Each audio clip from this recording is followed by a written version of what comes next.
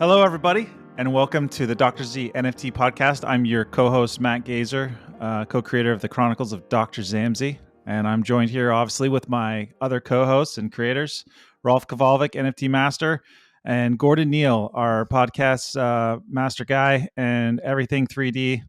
Welcome, my friends. How are you doing today? Doing awesome. Excellent. Yes. Coming to you from Hawaii. Just got back from a little mini trip to visit my brother. Good times. Oh, you back in the band Pearl Jam? Oh yeah, nice. Oh, you saw Pearl Jam? Cool. Yeah, I went to saw Pearl Jam and Bill Burr. I saw Bill Burr live too. Oh, Bill Burr. Awesome. It's a good live. Oh my gosh. Oh, fantastic. Yeah. That's great. From Boston. It was some well-needed rest, my friend. We've been working very hard for very long. So Yep. Well, it's just I hadn't seen my brother. I hadn't seen my brother or my niece. He's a 9-month-old niece I'd never met, so it was really cool to see family after COVID break. Yeah, that's wonderful. So what are you guys drinking this morning? By the way? I was just going to ask. I'm having some Starbucks. green tea. Oh, green tea in a can. All right, yeah. It's a fancy container, but it's just water, basically. Yeah. Nice. But you ever put it, Gordon, in Scotland, what do you have at the pub when you're there? Oh, no. I'm usually not. I'm not a drinker, really. It's Tenants. I've got Tenants. Tennis is terrible. It's the local brew, but it's horrible. It's not great. It's like people are always like, I should be proud it's Tenants or Tenants. McEwen's is another one we have around here. But the one of the best beers right now in Scotland is Innis and Gunn. It's made in Glasgow, but it's like a kind of IPA, like a kind of brew kind of thing. Like the guys made themselves, and it's been super popular. And we've got a Brewdog over here as well. And Brewdog make a bunch of different beers, but yeah, Innis and Gunn's like Scotland's new kind of trailblazer. Hip beer. We have Lagunitas just down the road from us. It's a really American famous beer. Mm-hmm. Their brewery is like literally just down a couple miles from my house, and a little something is delicious IPA. Yummy. Nice. All right, let's get into crypto news. Yeah. Yes. I was just going to say really quickly, it's funny when you go to America, everyone talks about drinking Budweiser, and people think all Americans tell me Budweiser tastes like piss. So. Yeah, it's not my favorite. Yeah. I'm not really a beer drinker, by the way. I prefer wine. Yeah. Oh, okay. Sophisticated. You're in my country there anyway, so yeah. Yes. There's Eddie Vedder. Eddie Vedder drinks like bottles of wine while he's singing, like on stage. He's like, all right. Yeah. All right. I'm alive. Well, I'm still alive. Speaking of shaky, what's up with crypto? Oh, well, as everyone knows, there's different world events going on right now that are causing markets to go up and down. So, people are like, oh, crypto's down, but you have to look at the entire world economy. We're kind of in a flux right now. The stock market, I think the the big US stock exchange, S&P 500 is down like over 20% for the year. So we're just having a lot of volatility right now. We're coming out of a crazy depression with COVID, and then we've got these wars going on. So I think what happened yesterday was a major downturn for crypto, and it had a lot to do with the Terra Luna problems with they have a stable coin, which is UST. And there was a coordinated attack on that to drop the value of that coin down. So it just caused like massive drop in prices, which, if you've been doing this for a while, it's awesome when it goes down or if it goes up. So I bought a bunch of coins yesterday that were all-time lows for the last year. You just have to sort of, when it goes up, you sell a little bit, keep that for when it goes down, and you buy back a little bit. So that's what happened. And so, yeah, obviously wax is down quite a bit, but everything's down. And this whole year is going to be interesting just to see what happens with the world economy. Just eliminating a major part of the world economy, which is Russia, is it's not something to take lightly. So you have to kind of think about the forecast for the rest of the year, that there's going to be some hard times coming, but that doesn't mean people need entertainment. People need beautiful paintings. So, that's what we're here for. Yeah. And people need food too. Like I was reading this interesting article on Gizmodo about food like plants, you know, where they actually make food and process food and put it into cans and everything. And I guess, you know, like in 4 years ago, like only 5 of these type of plants in America burnt. In 2021, there was something like 8 plants burnt. And already in 2022, 17 plants have been put on fire, either through 2 different plane crashes or just caught on fire for reasons they can't explain. So it's kind of interesting.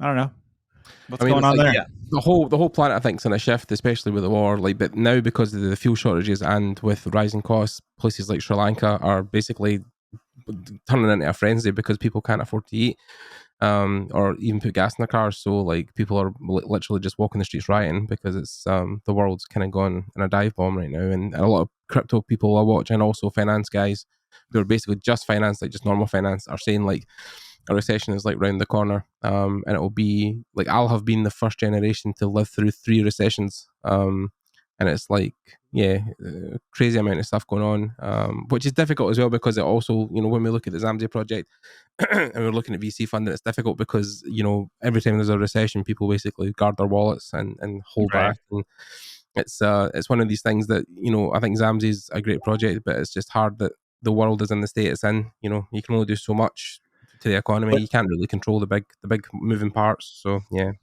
but But adversity creates opportunity. You know, if everything was great all the time, we probably wouldn't get the best out of people. So we have these downturns, and it just makes you have to get better and create a better product. And you know, that's and when it comes down to it, I mean, everyone still needs entertainment, no matter what the state of the world is. Yeah. And but you know, it's interesting. The idea of bringing in a new franchise can be scary for people that want to invest. They always want to invest in something that's safe, something that's been proven, something that's familiar. Mhm. And I think that the age of that is slowly dwindling because there's just way too much reboots, sequels. Mhm. Rolf and I've talked about this, you know, all the time. How you know, how many times can you make, you know, Star Wars film? Mhm. How many times can you make yeah, a Marvel movie? Mhm. How many times can you redo Lord of the Rings? You know, yeah. before Yeah. everyone's just burnt out. You know, they've already seen those stories. They've already read the tales. Yeah. Something new needs to be I think brought to the center stage. it's different with some projects. I think with Star Wars, with the way Disney's kind of moving now, they're trying to branch out and tell different stories of that universe, which is good, I suppose. At least it's not the same thing over and over again. But even with Lord of the Rings recently, had a couple of buddies worked on that show, and it's also set in a different time period. The new Game of Thrones is a kind of prequel, so Prequel, yeah, yeah, I think it's all these things that it's not so much remakes. It's like there's just an infinite branch of things that come off one. You know, there'll be like true, one main true. body, then it just spreads. So, but Zamsy's like that. Zamsy's just a risk for most people, and I think it's difficult as well. Where Netflix also canning their entire animation department. I think, you know, people are also, but there's stuff coming out that is in the works. I know people are working on animated shows, and it's just a case of badgering on. Yeah, people. All this right. week was a huge week for you know, entertainment news.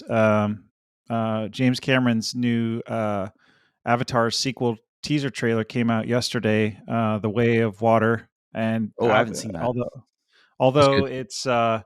it doesn't really tell much of a story, it just shows the capacity of the visuals and the world building. Totally amazing, as you would expect. Um, I even watched like a mini interview between Dennis Venenu, the guy that I can't pronounce his last name, the guy that did Dune, Yeah, and James Oh Cameron, yeah. and they were both talking back and forth about their projects, and it's fascinating to learn that like James Cameron literally spent 6 years developing this technology in VR for production, where if the actors are in a certain area and things in the background like waterfalls and mountains don't quite line up, Mhm. like they can literally in real time just move giant pieces of the set Yeah. right where they need them, and then they can do the nice. shots. Yep. You know, like It's let's say you have a whole foreground set that's kind of locked in to where the actors are, but mhm. the certain shot you want, maybe the waterfalls like at the very edge of the screen, like they can move that into the perfect position so it's compositionally accurate. Yeah. And I guess that took 6 years to develop. just Yeah, that, the LED So volume cool. stuff's being used across multiple projects. I know I was watching stuff on Boba Fett, and they had a evolved version of what they had on Mandalorian, because Mandalorian had only the smaller sound stage with the Unreal stuff, but they basically built these LED wall panels that are using a different technology, and it's the same kind of thing. They could just move things around and then the lights always. I know, you know what it was? It wasn't on Boba. It was on the Batman. So most of the Batman shots you saw with the cityscape, when he was on those big like high-rise skyscrapers that weren't built, and there was like the sunset and the city in the background, that was just an Right. LED panel. That was just a Yeah. computer-generated image. And that's what they said it was great, because when you're filming, especially with time of day stuff, you usually have to wait till the certain times of day to have light on one actor or light on another, but they could basically just move the thing round about. So I had lunch with I may have mentioned this in our last podcast, so I do apologize if I'm repeating myself, but I had lunch with a good friend of mine, Richard Bluff, who's a senior visual effects supervisor on Mandalorian, and he was telling me that they started with Unreal, but like if they had finished a shot with the volume and Unreal running in the background, and then they switched to a different scene and they moved the camera and they got everything rigged for a different shot, and the director's like, "Oh crap, we forgot to do over the shoulder in that last scene." They in the season 1 of Mandalorian, they couldn't just like go back in their logs and just push a button and just have it all realigned for that previous shot. They had to right. like read literally on the fly with sliders on their iPad, try and match everything that was Happening in the last shot. keyed in for the last shot. So, but now their pipeline is super robust, and actually they don't even use Unreal anymore. It's more proprietary stuff with ILM. Yeah.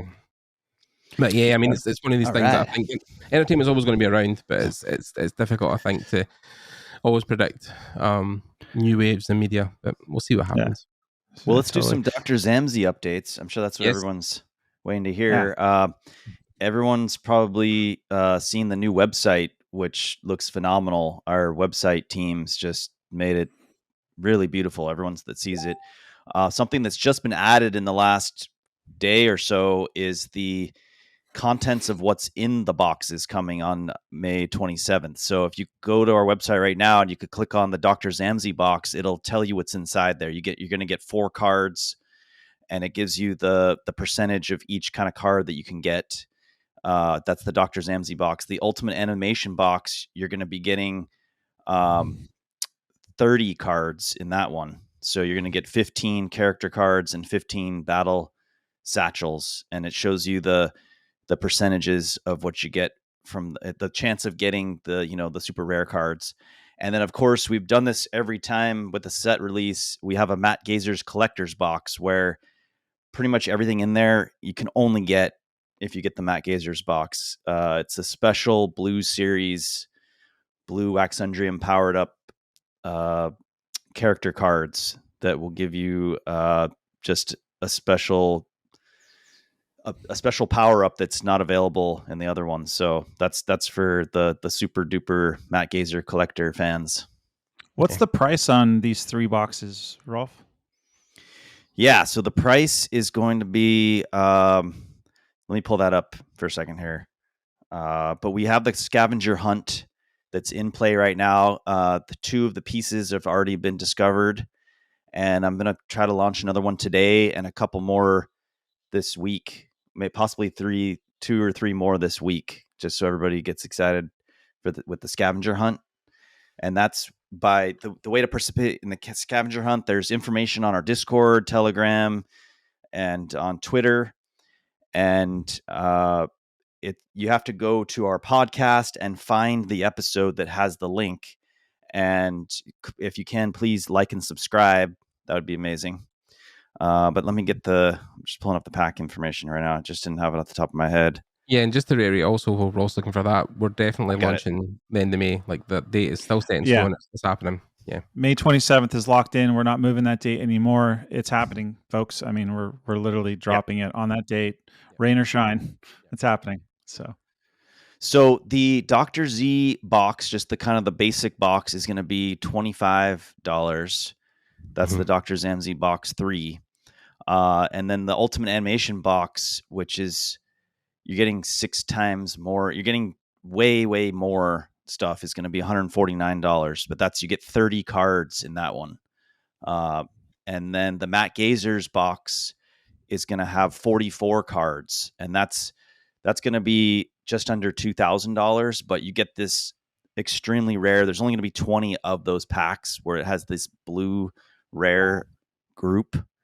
You also have a much greater chance of getting these instant effect satchels.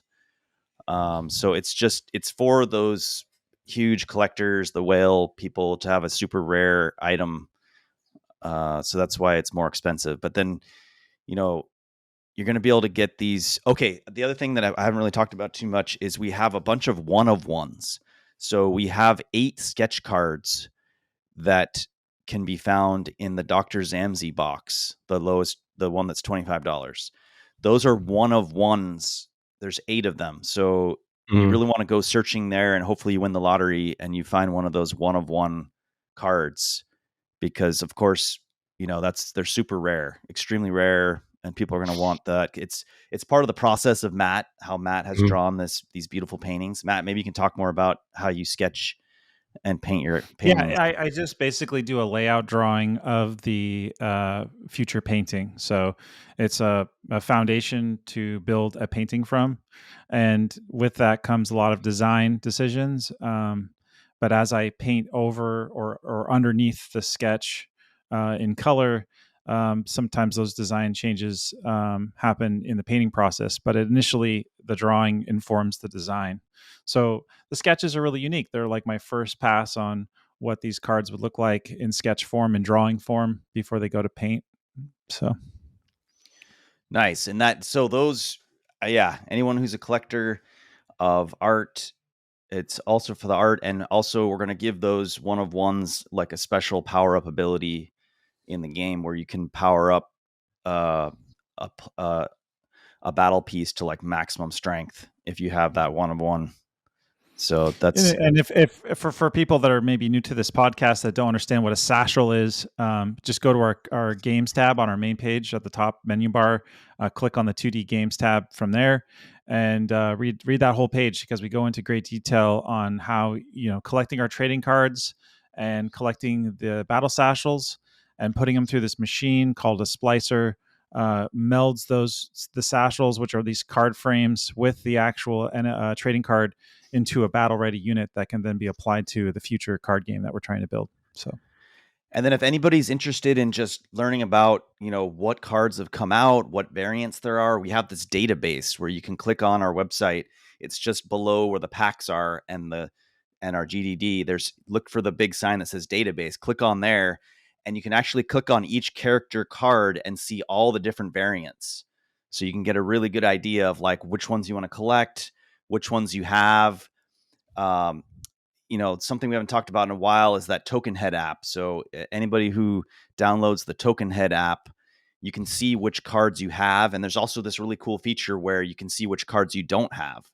And so when you see in that Token Head app which ones you don't have, you can go to our database and you can read all about that one card you don't have and why it's different than the other cards. It's pretty cool to be able I to. think another great thing about the database that wasn't really applicable in the past is that people that come from other languages, there wasn't an easy way to select the stories on the backs of the cards and actually convert it and translate it to a different language. Now in the database, you can select all that information and then put it through Google Translate, and you can perfectly read all the stories in your language and understand what's going on. Exactly. So all that written material on the back that's baked into the NFT, that's all available. Like Matt just said, you can copy and paste that, exactly what he just said, and that should help anyone. And then we're also, it is part of the plan is to actually do some translations, so that other countries and other languages can participate, where you just push a button on our site and it actually would change to your language. So that's definitely something that I would like to put some time into in the future. Mm-hmm. Absolutely. Yeah, it's not just for English speaking people. We want the whole world to be able to consume this stuff. Yeah. Nice. So, Well, I just wanted to share another. So this was completely unexpected. When I went on my trip to Los Angeles to visit my brother, I ended up going to this Academy Awards Museum, which is brand new. It's it's like in the middle of LA. And they had this special Hayao Miyazaki cool. like insane display thing. You couldn't bring your phone in. It was the only gallery you couldn't take pictures, but from the outside, here's a picture of me with the Hayao Miyazaki from the outside. Gosh, I would have died to go there. I know. I was going to say, Matt, you should right? go. You should go visit there just to go see that. It was got about a month left or something before they take it back to Japan. So yeah. Wow. Yeah, I mean, it was unbelievable. You're like 3 hours. Did they have like 3D maquettes of things from those movies?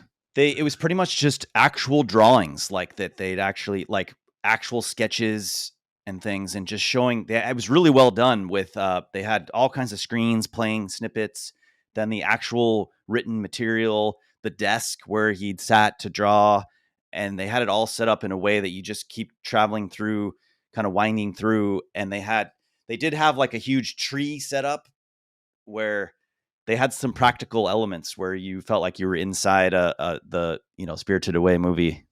That's cool. Kind of thing. Nice. Yeah, we were watching Spirited Away a couple of weeks ago. It's like one of my favorite Ghibli films. I actually got this thing they released, which only just came out recently, and I had to grab one because I think on the back it actually tells me it's like one of 965 of 1,000, and this is the 20th anniversary Spirited Away box. Nice.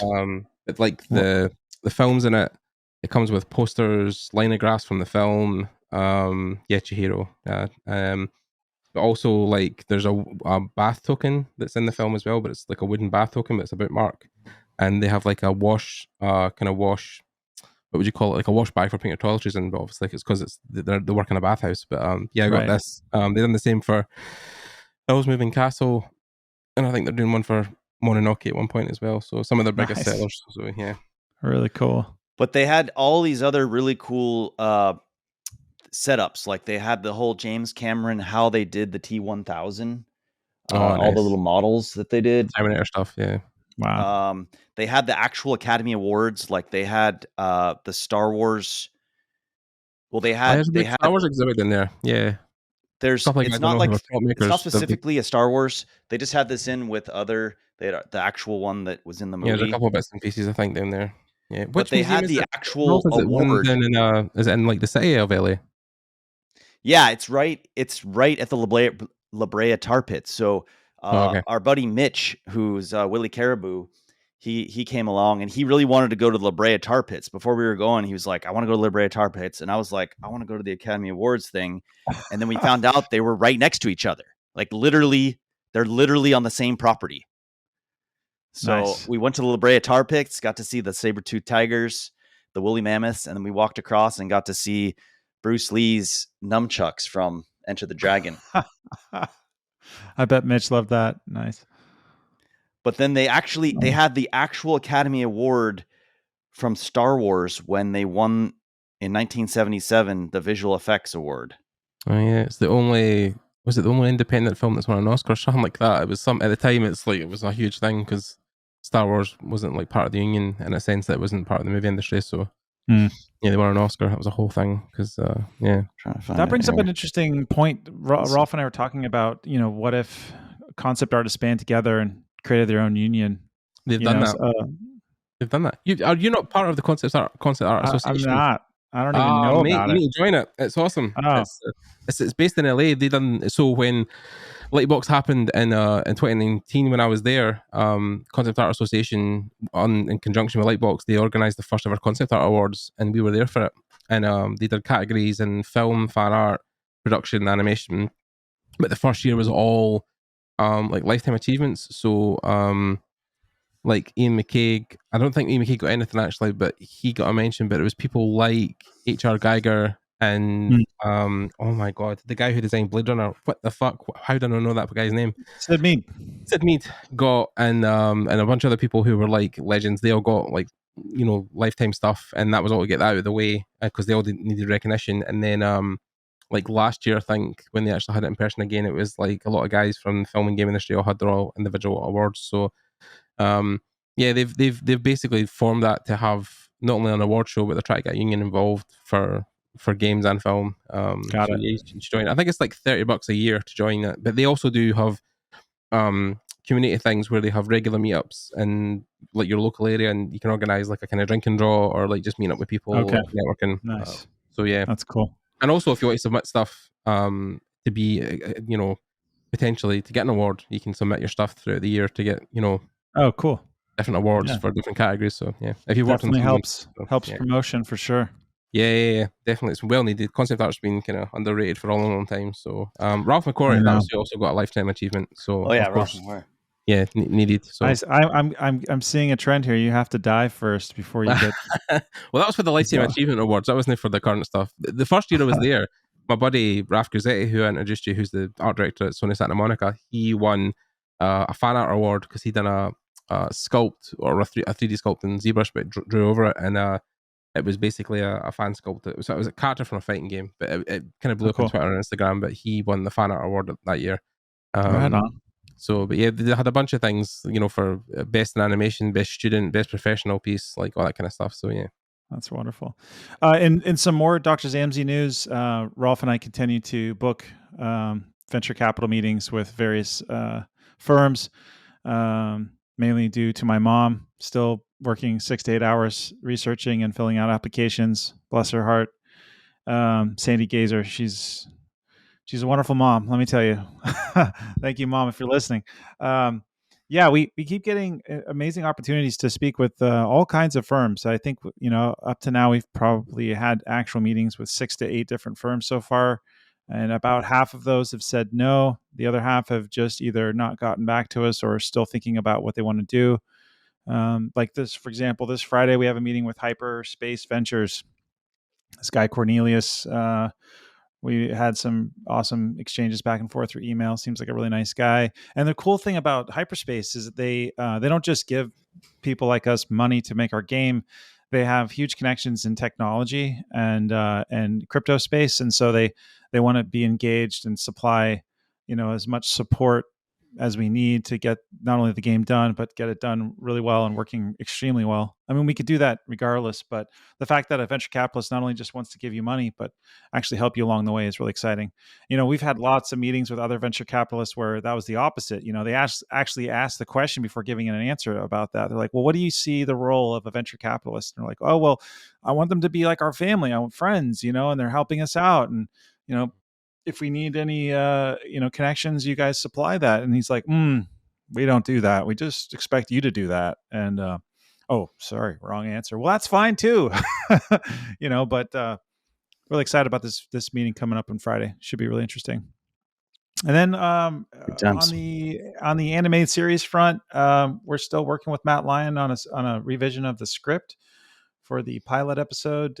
He got some good feedback from a really awesome colleague that also writes scripts, and so we're kind of changing a few things on how the whole story starts in the first episode, and a few changes character-wise throughout. And then, we had a great meeting with Galmont last week. Went extremely well. Galmont's one of the largest, oldest movie companies in the world. And yeah, it's just we're getting better and better at pitching. I'll tell you that. She was really impressed. But the thing is with Animal Logic and Galmont, they're studios that are very talented, but they don't finance their own projects. So at the end of that meeting, the gal said that she was more than happy to potentially help us with the script, help us more polishing the pitch, and then kind of representing us as we ease into getting into the door with people like Prime and Apple and Netflix. I think, I mean, we've got. Sorry to interrupt you, Matt, but I feel like if I've got an opportunity to get money through the next set release, I think, depending how well it does, obviously we can maybe self-fund for a year. But I think the ultimate test of this whole company is going to be that we're going to have to make something with our own money and then put it in front of people later down the line. Because if we make it and it sells well, then that's the proof of like, cool, here's the evidence that we made something, it done really well. Now we need to do the second one. People want to get involved, but it's difficult because obviously making games ain't cheap, and it's but we have a plan. We have several kind of backups. We have a fantastic plan, and honestly, if it comes down to self-funding to get everything done, that's going to be a long road, but it will definitely be achievable. But it really just comes down to the fans and how much money they're willing to spend on us to get it done. I mean, if I think growing our fan base is just as important as the money, because if you don't have more people, seeing what we're doing and then you're not going to have more people buying it. And the same, I mean, we just can't expect fans that have been with us for a year to just keep shelling out money all the time, constantly. It's not fair to them. It's not fair to them. So we really need to work hard on marketing and try new ways to gain traction. And honestly, trying to gain more attention on the people that used to like us a year ago that probably haven't checked in over 10 months. I think those are the people that I'd like to get back in the ring with us. So I mean, there's options. We've looked at like people are going to get something in their wallet this week. So I mean, we've even looked at what happens. We've looked at stuff like Kickstarter as well at one point. So I mean, there's always options. There's always things we can do to reach out and try and get stuff. I think Kickstarter is a fantastic idea. That's been in my brain for a couple months now. Honestly, I think we should do that. If set 3 does moderately well, or even not really well. I think if set 3 even does well, we can still do it. I think it's still an extra thing that, like, if set 3 does, then we can offer people extra options or extra rewards for being part of it. And 100%, we need to like, even the ideas I had the other night, like if we done a Kickstarter, like we can make a Dr. Zammsy art book and include that as part of it, like a small art book, and just throw it into the game and stuff. And or even totally get in contact with, I've got a buddy who works at a company called Limited Run, and they do physical copies of old games and also new ones. So people are launching stuff and they want to make a physical box copy. We could make stuff like that could go with a Kickstarter, like be a whole thing. So it's not hard to make a soft cover 20-page 30-page book of the Dr. Zammsy material up to this point, and I think that would be a wonderful gift for people like a stretch goal. Stretch goals are always great for just getting people involved. So So everyone, check the show notes for this episode, and I'll have some information there on how to participate in the Scavenger Hunt if you haven't started already.